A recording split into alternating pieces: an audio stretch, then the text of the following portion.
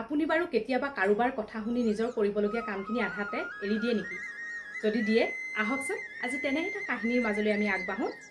এসময়ত কি হ'ল, এদিন হঠাতে আকাশত মেঘ আৰু বৰষুণে কিছুমান কথা পাতি তেওঁলোকে আলোচনা কৰিলে যে আমি অলপ দিনৰ কাৰণে কেইবাবছৰ, অলপ দিন মানে 10 বছৰমান হ'ব আমি বৰষুণ দিয়া বন্ধ কৰি দিম। কিমান আৰু বৰষুণ দিম, আমাৰোতো ভাগৰ লাগে, তেনেকৈ বুলি তেওঁলোকে কিছুমান আলোচনা কৰিলে। তেতিয়া সেই বৰষুণ জাকে ক'লে যে আজিৰ পৰাই কিয়নো আমি এই কামটো কৰোঁ, আজিৰ পৰা আমি বৰষুণ দিয়া বন্ধ কৰি দিম ব'লা, তেনেকৈ ক'লে। তেতিয়া বৰষুণ জাকে ক'লে এই যে খেতিয়কবিলাকক আমি এই কথাটো জনাই দিব লাগিব, তেওঁলোকে মিছাতে নহবা বৰ কষ্ট কৰি থাকিব, তেনেকৈ ক'লে। তেতিয়া তেওঁলোকে মেঘে ক'লে হ'ব দিয়া, সকলো খেতিয়ককে তুমি এই কথাষাৰ জনাই দিয়া।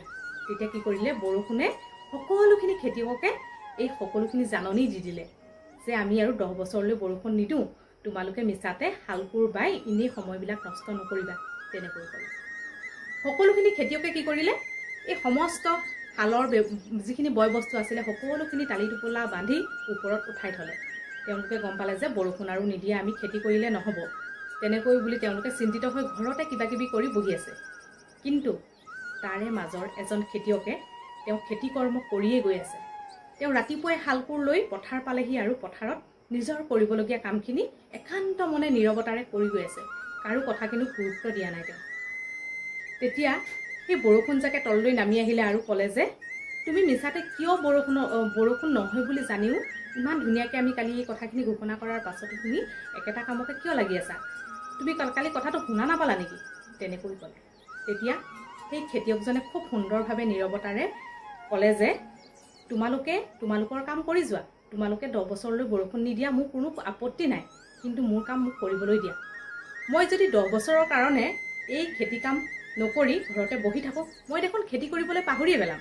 কেনেকৈ খেতি কৰে, কি কৰিব লাগে, ক'ত কি সঁজুলি লাগে, সকলোখিনি কথা দেখোন মই পাহৰি পেলাম আৰু মোৰ কম কষ্ট হ'বনে যেতিয়া মই আকৌ নতুনকৈ আৰম্ভ কৰিম, তেনেকৈ ক'লে।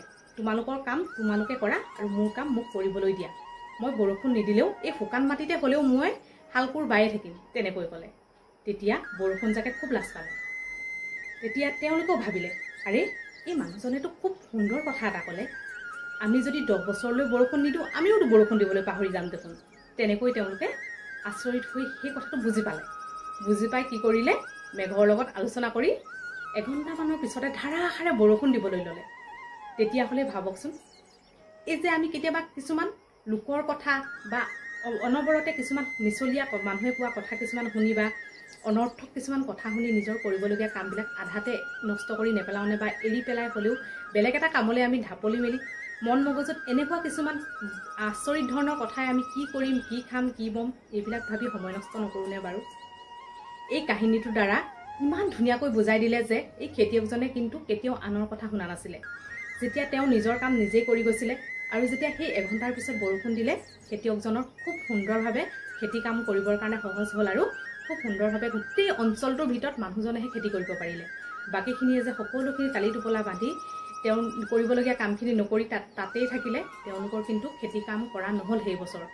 সেয়েহে সকলোখিনি খেতিয়কে মিলি এই মানুহজনক খুব সুন্দৰভাৱে ধন্যবাদ দিলে আৰু ক'লে যে তুমি যে তোমাৰ নিজৰ কামত একাগ্ৰতাৰে লাগি থাকিলা, আজি তোমাৰ সকলোৰে খেতি নষ্ট হ'ল বা কাৰোবাৰ আধৰুৱা হ'ল, কিন্তু তোমাৰ কিন্তু গোটেই অঞ্চলৰ ভিতৰত লহপহকৈ সেই সেউজীয়া ধাননিৰ মাজত সকলোৰে খেতিৰ মাজত তোমালোকৰ ধানডৰাহে জিলিকি থাকিলে, তেনেকৈ বুলি সকলোৱে খেতিয়কজনক ধন্যবাদ দিলে। তেতিয়াহ'লে আহকচোন আমি কেতিয়াও আনৰ কথা শুনি বা উপৰুৱা কিছুমান কথা শুনি কেতিয়াও নিজৰ কামটো আধাতে এৰিব নালাগে বা কৰ্তব্যত কেতিয়াও ৰৈ যাব নালাগে। নিজৰ কাম খুব সুন্দৰভাৱে যেতিয়া কৰি যাব, আপোনালোকৰ জীৱনত সেই সফলতা অৰ্জন হ'বই আৰু খুব সুন্দৰভাৱে জীৱনটো আগবাঢ়ি যাব। এই কাহিনীটোৰ দ্বাৰা ইয়াকে বুজোৱা গৈছে। ধন্যবাদ।